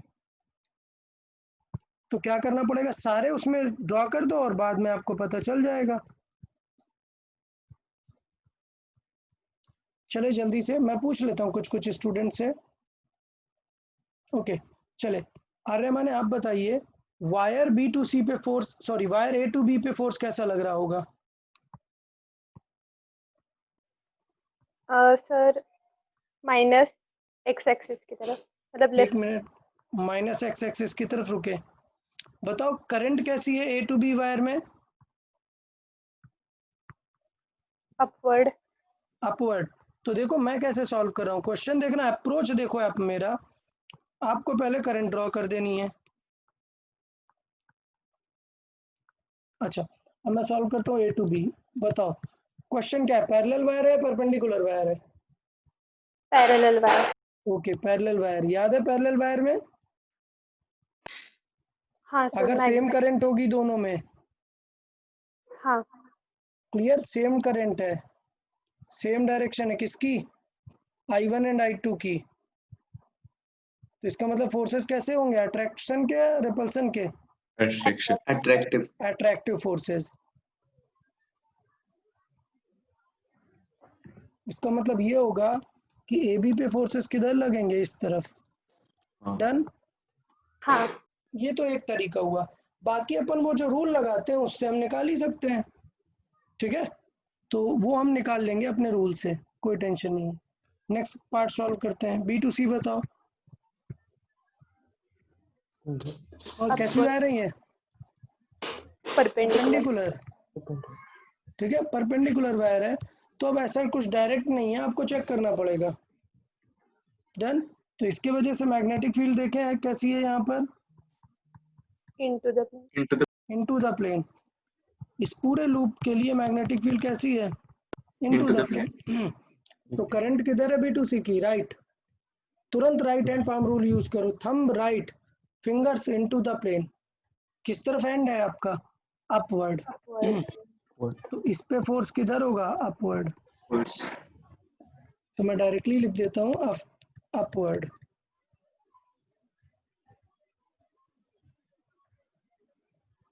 नेक्स्ट सी टू डी बताएं। राइट की। Repulsion. Anti parallel direction, opposite direction, ठीक है। अपोजिट डायरेक्शन है I1 एंड I2 का, तो इसका मतलब कैसा होगा, रिपल्सन। तो मतलब किस तरफ लगेगा फोर्स, बाहर की तरफ। अच्छा, अब बात आए नेक्स्ट वायर की, D2A बताएं किस तरफ लगेगा force, downward. Downwards. Thumb left की तरफ, फिंगर इनटू द प्लेन। जल्दी से तुरंत अपना राइट हैंड से चेक कर लिया करो यार, ऐसे याद मत करो कि मैं कुछ लिख देता हूँ और आप याद कर रहे हो। थंब लेफ्ट में, fingers into the plane, perpendicular to the palm, downward, मतलब डाउनवर्ड। ओके, तो इस पे फोर्स लगेगा डाउनवर्ड। यार अब अगर मुझे नेट फोर्स निकालना हो, नेट फोर्स, तो मुझे वैल्यूज देखनी पड़ेंगी ना। बताओ वैल्यूज वाइज क्या एफ बी सी इक्वल है डी ए के, इक्वल हो गया या नहीं? हाँ हाँ आपको समझ आया ना, क्यों भाई, इसके लिए भी ए प्लस एल वही है और इसके लिए भी ए प्लस एल वही है, तो मतलब सारी चीजें क्या है, सेम है। नेक्स्ट एफ ए बी और C D, F A B और सी डी इक्वल होंगे या नहीं? नहीं। इक्वल नहीं होंगे, कंफर्म? हाँ इक्वल नहीं होंगे, क्यों? क्योंकि इन पे डी डिस्टेंस यूज होती है, और डी किसके लिए ज्यादा है? सी डी के लिए। हाँ क्लियर? हाँ। So distance is more for which wire? CD। तो इसका मतलब रिलेशन क्या होगा? FAB ज्यादा होगा। यस तो ये बताओ कि जो FBC और D है वो तो कैंसिल आउट कर देंगे, और AB और CD में कौन जीतेगा? ये भी जीतेगा। AB जीतेगा। तो इसका मतलब देख रहे हो ना यार, CD कम पड़ जा रहा है, AB जीतेगा, तो मतलब नेट फोर्स किसके वजह से आएगा? AB की AB की डायरेक्शन। वजह This loop will be feeling a force towards the wire। Clear? हाँ हाँ। तो मैं यहाँ पर लिखता हूँ, तो यहाँ पर चीजें हो जाएंगी क्या? F B C and D F D A will cancel out,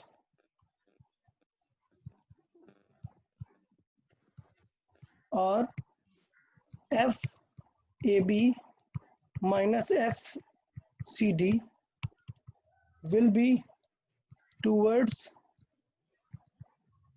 F A B. तो इसका मतलब नेट फोर्स कितना हो जाएगा? नेट फोर्स किसकी तरफ हो जाएगा? F net will be towards wire 1, means attraction nature का। क्लियर? किसी को कोई डाउट? समझ आ गया यार? हाँ। ओके, तो ये बात हुई। अच्छा, तो ये पूरा एक सिनेरियो हमने यहाँ पर डिस्कस किया कि यार किस तरीके से फोर्सेस लगेंगे, कैसे क्या काम होगा, वो सारी चीजें। सर अच्छा, हाँ, सर वो वायर कितने देर तक अट्रैक्ट करती रहेगी? जब तक कि दोनों मिल नहीं जाते हैं वो पहुंच नहीं जाएगा। सर फिर मतलब शॉर्ट सर्किट ऐसा कुछ नहीं होगा ना? हो जाएगा, शॉर्ट सर्किट हो जाएगा। हाँ। ठीक है, अगर ये लूप इधर मैच हो गया तो शॉर्ट सर्किट हो जाएगा, बट ठीक है, हम सिर्फ कैलकुलेशन कर रहे हैं कि कितना फोर्स लगेगा। इसका पर्पस पता है क्या होता है? कि अगर मुझे इन्हें कहीं होल्ड करके रखना है तो मुझे कितना अपोजिट फोर्स लगा के रखना पड़ेगा कि ये कभी पास ना आए। समझ आया? हाँ। ये इसलिए कैलकुलेशन होती है। ठीक है, ये तो रही डायरेक्शन की बात। अब बताओ अमाउंट कैसे निकालेंगे, एफ नेट कैसे निकालेंगे, वैल्यू कोई बता सकता है? डायरेक्ट वैल्यू एफ नेट की। मैं यहाँ पे क्वेश्चन लिखता हूँ, ये करंट I1, ये करंट I2, ये डिस्टेंस A, ये distance L।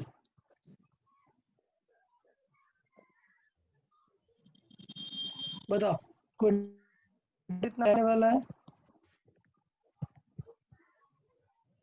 FAB minus FCD। हाँ, तो ये आने वाला है FAB माइनस FCD। तो बताओ यार AB और CD की वैल्यू तो बताओ, ऐसे कैसे काम बनेगा सिर्फ ये? Two I1 I2। A minus mu naught I2 A plus very good, very good. बस मुझे यही जानना था, एलन वाला फॉर्मूला तो नहीं लगा दे रहे हो? याद रखना है कि कब कौन सा फॉर्मूला काम है। यहाँ तो बस ये दो स्ट्रेट वायर वाला फॉर्मूला है ना, हाँ सर और इस बार हमें लेंथ भी पता है। लेंथ कितनी है? L है। ठीक है, तो देखिए फॉर्मूला क्या दिखेगा, mu naught I1 I2 upon 2 पाई, डिस्टेंस कितनी है A इंटू कितना रहेगा L। समझ आया सबको? पर यूनिट लेंथ नहीं हम सॉल्व कर रहे हैं, हम पूरा L लिखेंगे, minus mu naught I1 I2 upon 2 पाई। बता यहाँ क्या रखेंगे? A plus L। Plus A plus L, good. और यहाँ इंटू में L। L। L रहेगा। ठीक है, तो ऐसा करते हैं यार, इसको ऊपर ही सॉल्व कर लेते हैं।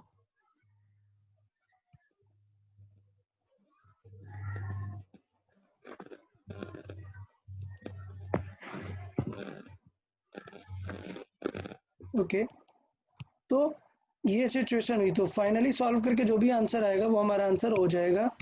तो आपको पता है एल कॉमन ले लेंगे, ए अपॉन ए प्लस एल बचेगा, उसको सॉल्व करेंगे तो ए कैंसिल आउट हो जाएगा और एल आंसर आएगा। तो मैं फाइनली लिख रहा हूँ क्या आएगा।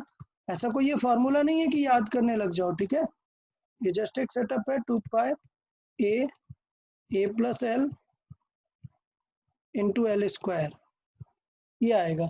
डन।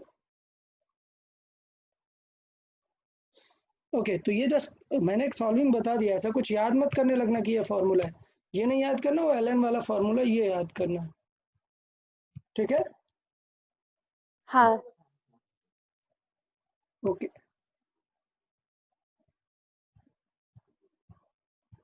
चले अब मैं कुछ और एग्जांपल देता हूँ, कुछ बेसिक से एग्जांपल, तो उनको अप्रोच कर लेते हैं हम।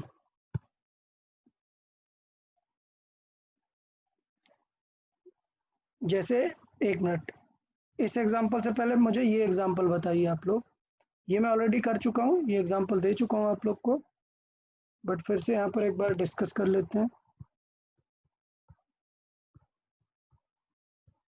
एक आर रेडियस का लूप है, ठीक है, ये एक लूप है आर रेडियस का और इसमें करंट फ्लो हो रही है। लेट्स से करंट ये वाले डायरेक्शन में फ्लो हो रही है और जो मैग्नेटिक फील्ड है वो इनटू द प्लेन है।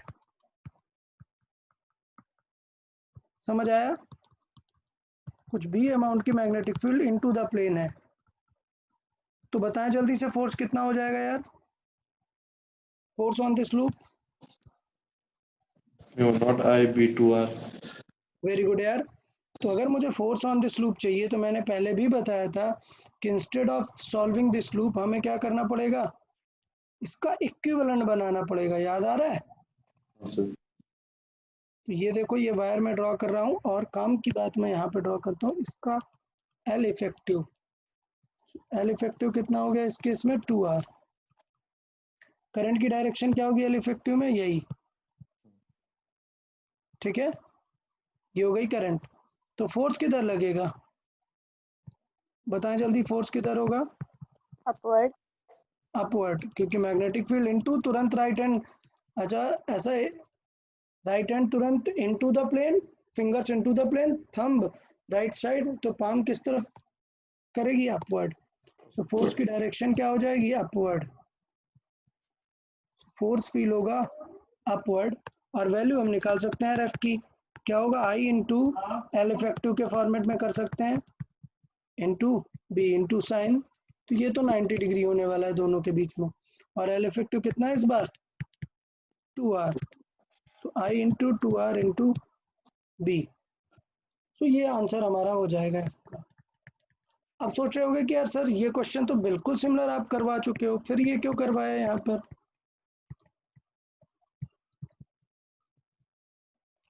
तो अभी देख लेते हैं कि ये हमने क्यों करवाया है, ये एल इफेक्टिव वाला लॉजिक रिकॉल कराने के लिए, ठीक है।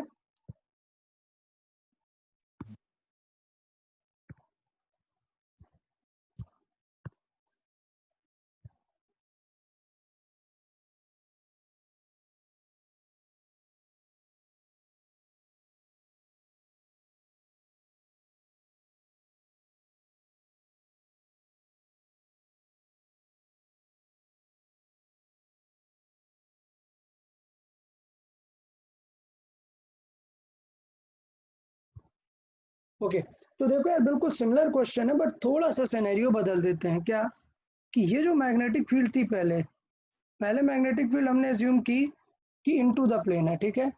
अब हम एज्यूम कर रहे हैं कि राइट हाफ में इनटू द प्लेन है और लेफ्ट हाफ में आउट ऑफ द प्लेन है। अब जल्दी से आप लोग नेट फोर्स कैलकुलेट करें, अमाउंट सेम है, डायरेक्शन बदल गई, इधर पर भी इनटू है, इधर पर भी आउट है।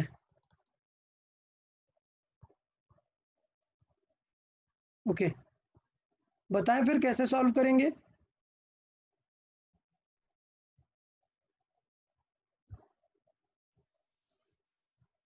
बताओ यार, कोई कैसे करना चाहिए हमें। सर हाफ हाफ स्प्लिट करके। Very good very good.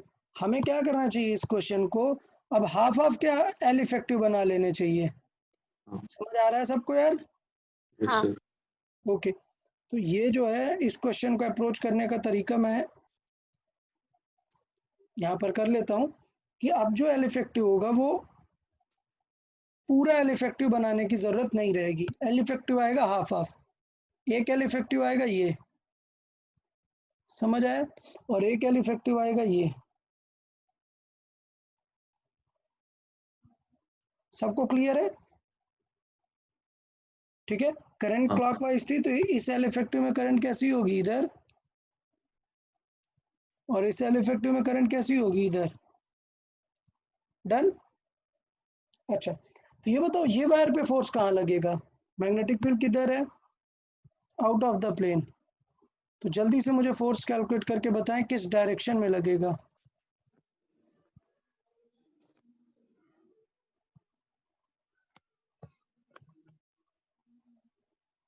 Sir downward और आई के परपेंडिकुलर। ओके, हमें पता है यहाँ पर magnetic field out of the plane है और यहाँ पर इनटू द प्लेन है। तो पहले आउट ऑफ द प्लेन पर देखे, आउट ऑफ द प्लेन पे क्या लगेगा? डाउनवर्ड लगेगा। ठीक है, तो यार इसको मैं यहाँ पर ऐसे हाइलाइटर से बना देता हूँ, ये हो जाएगा फोर्स इस पे। जरा इस वाले वायर पे बताएं। अपवर्ड। अपवर्ड। डन। But यार कुछ अजीब नहीं हुआ, फोर्सेस थोड़े से अलग अलग लग रहे हैं, तो अब हमें क्या कर लेने चाहिए इनके? रिजल्टेंट। component हाँ, कंपोनेंट कर लेंगे, फिर रिजल्टेंट अच्छे से फील हो जाएगा। तो इसका मतलब ये हुआ कि कुछ ये हो रहा है कि एक फोर्स लग रहा है इधर और एक फोर्स लग रहा है इधर। तो कंपोनेंट कर लेते हैं यार। देखो, ये कंपोनेंट हो गए और ये कंपोनेंट हो गए। बताओ नेट फोर्स किस तरफ आएगा? राइट। राइट की तरफ आएगा। समझ आया? तो ये हम चाहते थे कि ये रिजल्टेंट आपको समझ में आ जाए। ठीक, तो इस लूप को बेसिकली मैंने दो पार्ट में बांट लिया। इसको मैंने बोल दिया नंबर 1 और इसको बोल दिया नंबर 2। तो बेसिकली ये हमारा F2 है और ये हमारा F1 है, और ये है वर्टिकल 1, ये है वर्टिकल 2, ये है हॉरिजॉन्टल 1 और ये है हॉरिजॉन्टल 2। सॉरी, ये हॉरिजॉन्टल 1, ये हॉरिजॉन्टल 2। तो इसका मतलब देखो यहाँ पर लिख दें, क्या होगा? F vertical 1 and F vertical 2 क्या होंगे? Will cancel out. अच्छा, अब सोचो अमाउंट अगर सेम नहीं होगा तो कैंसिल होंगे क्या? नहीं sir. नहीं, तो अमाउंट तो सेम है ना, बिल्कुल सिमिलरिटी है। तो चाहिए तो आप फाइंड कर लो यार वैल्यू। F1 की वैल्यू क्या हो जाएगी? F1 की वैल्यू बताएं मुझे। I, देन L इफेक्टिव कितना होगा? I L effective into B, ये होगा। तो F की वैल्यू देखे F1 कितना होगा? I इंटू L इफेक्टिव कितना है? √2। r root 2 R2. Very good यार, बी। और सिमिलर बेटा F2 भी है, F2 भी यही होगा, I into R√2 into B. सिर्फ क्या चेंज है? दोनों की डायरेक्शन चेंज है। डन। तो इसका मतलब क्या आने वाला है? FH1 का ही कंपोनेंट आने वाला है। तो यहाँ पर मैं लिख रहा हूँ नेट फोर्स कितना हो जाएगा? 2 टाइम्स ऑफ FH1 और FH1 प्लस FH2। समझ आया? अच्छा, अगर ये परपेंडिकुलर है तो बेटा ये एंगल कितना है बताओ?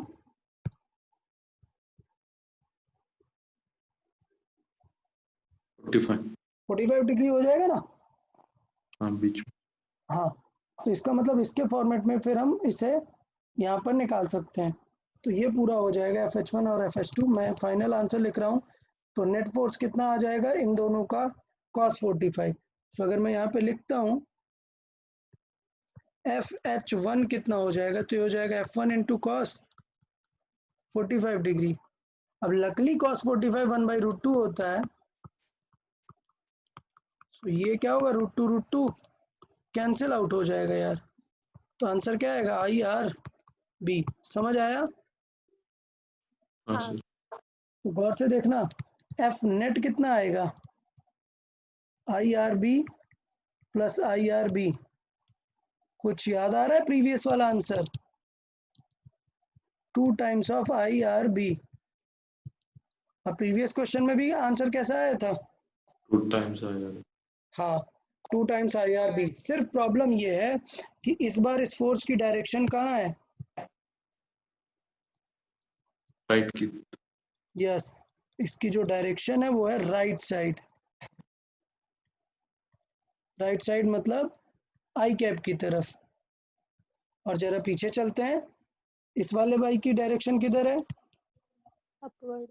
अपवर्ड्स. यस, तो इसकी डायरेक्शन है अपवर्ड। तो मैं यहाँ पर ये सिखाना चाह रहा था कि मे बी आपको आंसर सिमिलर मिले। बहुत सारे बुक्स में ऐसे दोनों क्वेश्चन होते हैं, आंसर सिमिलर मिले बट बहुत बड़ा फर्क पड़ गया डायरेक्शन का। ठीक, अब मैं ये चाहता हूं कि आंसर कम पूछा जाता है, कई बार डायरेक्शन बहुत ज्यादा पूछ ली जाती है, तो आपको डायरेक्शन निकालना तुरंत आना चाहिए। तो ये स्टेप देख रहे हो, ये स्टेप दोनों तुरंत फास्ट करना आना चाहिए आपको। तुरंत आपने फिगर बनाया, तुरंत कंपोनेंट किया और तुरंत नेट देखा। बहुत बड़ा स्टेप बता दिया क्या मैंने? सिंपल है ना? हाँ. आपको तुरंत दोनों में जितने भी पार्ट हैं डायरेक्शन बनानी है, कंपोनेंट वगैरह कर लो, नेट फोर्स देख लो। समझ आया ना? सर हाँ सर. बताएं। हाँ सर, क्वेश्चन रिपीट करेंगे सर, थोड़ा समझ में नहीं आया। क्वेश्चन ये है कि मैग्नेटिक फील्ड जो है वो इस हाफ में इनटू द प्लेन है, ठीक है, और इस हाफ में आउट ऑफ द प्लेन है, हाँ हाफ रिंग के लिए। जबकि पीछे क्या थी? पूरी सेम थी। पूरी सेम थी तो हमने डायरेक्ट डायरेक्शन निकाल ली थी, याद है, एल इफेक्टिव लगा के। बट इस बार क्या है, एल इफेक्टिव दोनों अलग अलग पार्ट में लगाना पड़ेगा। समझ हाँ आया? सर। हाँ सर। ये है एल इफेक्टिव हमारा, दो छोटे छोटे पार्ट पे हमें एल इफेक्टिव लगाना पड़ेगा। ओके, तो मुझे लग रहा है यार कि अभी समझ आ गया आप लोग को, कोई बात नहीं है। एक और एग्जांपल देता हूँ, और पहले मुझे डायरेक्शन चाहिए। सॉल्विंग बाद में, पहले डायरेक्शन देखेंगे इस एग्जांपल में, ठीक है? चले, तो एग्जांपल ये है, ये करंट है और लेट्स से ये एक लूप है।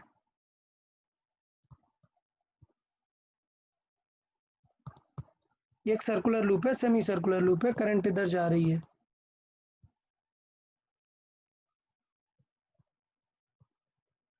I2, बताएं डायरेक्शन ऑफ फोर्स क्या होगी इस लूप में?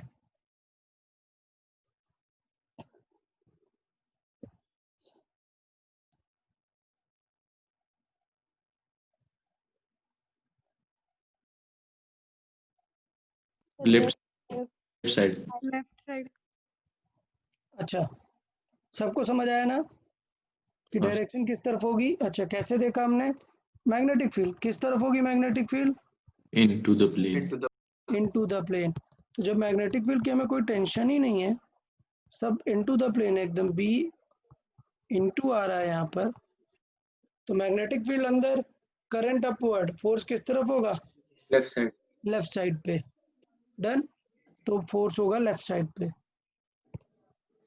Net F net will be towards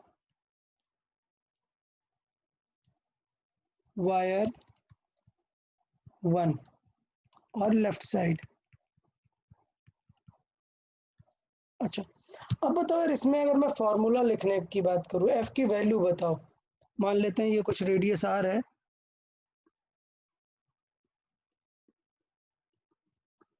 एक आर रेडियस का लूप है, और लेट्स से यहाँ से किसी डिस्टेंस ए पर है।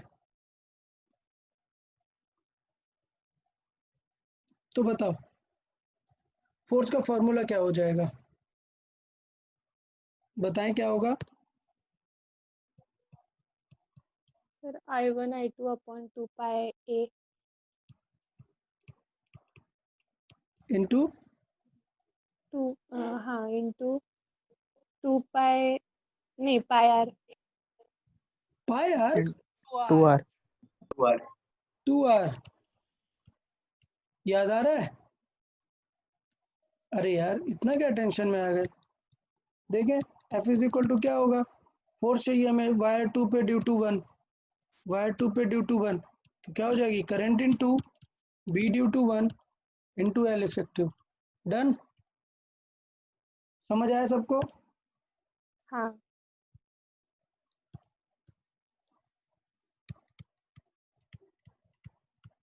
जल्दी बताओ क्यों गलत है?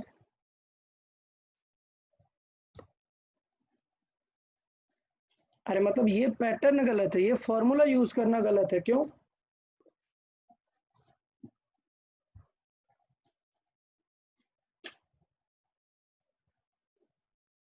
अरे वो बी डिफरेंट होगा. बी हाँ डिफरेंट होगा। वेरी गुड, ये पॉइंट करने के लिए बता रहा हूं, B is not uniform for this cell. तो ये चीज याद रखो, ये पैरेलल वायर का ऐसे ही तो हमने डिस्कस किया था ना, ठीक है? B is not uniform for all L length, तो इसलिए हम एल इफेक्टिव वाला भी नहीं कन्वर्ट कर सकते हैं इसको। हमें क्या करना पड़ेगा, इसका मतलब इंटीग्रेट करना पड़ेगा। समझ आ रहा है? हाँ. अच्छा, इंटीग्रेशन ये क्वेश्चन का कुछ ज़रूरी नहीं है, तो इसलिए मैं यहाँ पर नहीं बता रहा हूँ। अदरवाइज याद सिर्फ आपको ये वाला कॉम्बिनेशन करना है, लूप वाला कॉम्बिनेशन याद करने की ज़रूरत नहीं है, ठीक है? फिर भी अगर आपको चाहिए तो मैं जस्ट आपको बता सकता हूँ कि अगर सर्कुलर है तो फिर लूप किस टाइप के लेते हैं। याद आ रहा है? एलिमेंट कैसा लेंगे अगर सर्कुलर है तो?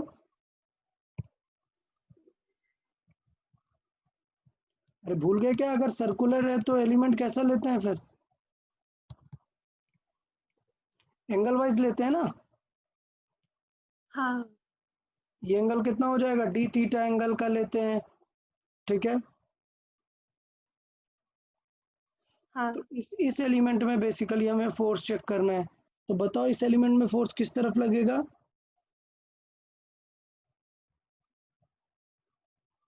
वायर है, इस तरफ करंट हमने कैसे ज्यूम किया आप? तो इस पे फोर्स कैसे लगेगा?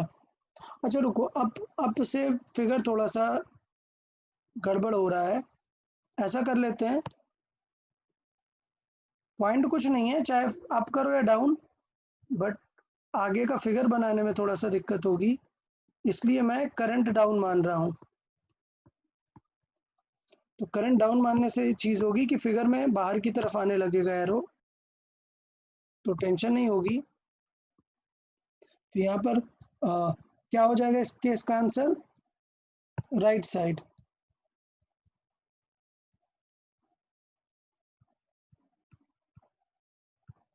Away from wire one. सबको समझ आया? इससे अवे से बात क्या है, क्यों हम अवे यहाँ पर बनाना चाह रहे हैं एग्जैक्टली, रीजन क्या है इसको देखें। डी थीटा एलिमेंट लेने के बाद अवे बनाने का मतलब ये फोर्स अच्छे से दिखा सकते हैं हम। सो हमें ये एलिमेंट चाहिए था, इस पे करंट है डाउनवर्ड, अगर करंट डाउनवर्ड है तो फोर्स किस तरफ लगेगा? Magnetic field into the plane, thumb arrow की तरफ, फोर्स की डायरेक्शन क्या दिखेगी आपको? ये राइट ये डी एफ दिखेगा, छोटा फोर्स। इसका मतलब अगर मैं सिमिलर सेटअप यहाँ पर फाइंड करूं तो यहाँ पर डायरेक्शन कैसी दिखेगी डी एफ की? दिखेगी ऐसी। हाँ इसका मतलब हमें क्या करना चाहिए अब? कंपोनेंट करने चाहिए। सो कुछ याद आ रहा है कंपोनेंट मतलब? अगर मैं पूरा सॉल्व करूंगा तो कौन से कंपोनेंट कैंसिल हो जाएंगे? साइन वाले साइन वन। ऊपर वाले, यस। तो अकॉर्डिंगली हमें देखना पड़ेगा कि हम कैसे ज्यूम कर रहे हैं। तो अगर ये हमने थीटा ज्यूम किया तो साइन वाले कंपोनेंट क्या होंगे? कैंसिल आउट हो जाएंगे। तो D F sine theta will cancel out, ठीक है? और जो हमारा नेट आने वाला है फोर्स, ये या हम बात करें जो फोर्स आएगा वो किसके वजह से आएगा? सिर्फ कॉस थीटा की वजह से आएगा। डन। सो एफ नेट कितना हो जाएगा? एफ नेट हो जाएगा, डी एफ को इंटीग्रेट कर दो, डी एफ नहीं sorry, D F cos theta और ऊपर का cos थीटा नीचे का cos थीटा, मतलब 2df cos थीटा को इंटीग्रेट करेंगे। बहुत बार हम कर चुके हैं इस टाइप का सेटअप, ठीक है, कोई नई बात नहीं है। और लिमिट कितनी हो जाएगी 0 to 90 डिग्री π/2, क्योंकि नीचे का हमने ऑलरेडी यूज कर लिया है। ये करें और सॉल्व कर देंगे, इंटीग्रेट कर देंगे, काम बन जाएगा। तो अभी समझ आया यार सबको किस तरीके से अप्रोच कर सकते हैं, बट इतना कुछ ज़रूरत नहीं है, इसलिए मैं ज़्यादा एक्सप्लेन इसको नहीं कर रहा हूँ। डन? हाँ सर। चलिए, बहुत ही अच्छी बात है। ओके, तो अभी नेक्स्ट एग्जांपल जस्ट मैं सिर्फ बहुत ही सिंपल वे में आपको पूछ रहा हूँ, आप जस्ट चेक करके बताएंगे कि अगर एक फुल लूप रखा है तो किस तरफ फोर्स लगेगा या नहीं लगेगा।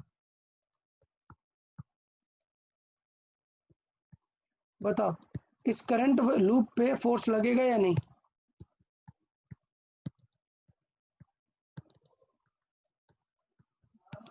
बताएं, इस वायर पे फोर्स लगेगा या नहीं? नहीं। नहीं लगेगा। याद है हमें F2 on 1 चाहिए, सो I2 L effective into B1। Done. और L इफेक्टिव क्या है 0, तो F21 क्या आ जाएगा 0। डन। क्यों नहीं कर सकते हैं? वो क्योंकि मैग्नेटिक फील्ड वेरी हो रही है। मैग्नेटिक फील्ड हर L के लिए अलग है। तो अब आप, मुझे लगता है अब आप समझ गए हैं कि यहाँ पर ये यूज नहीं कर सकते हैं, because B is not uniform for whole L।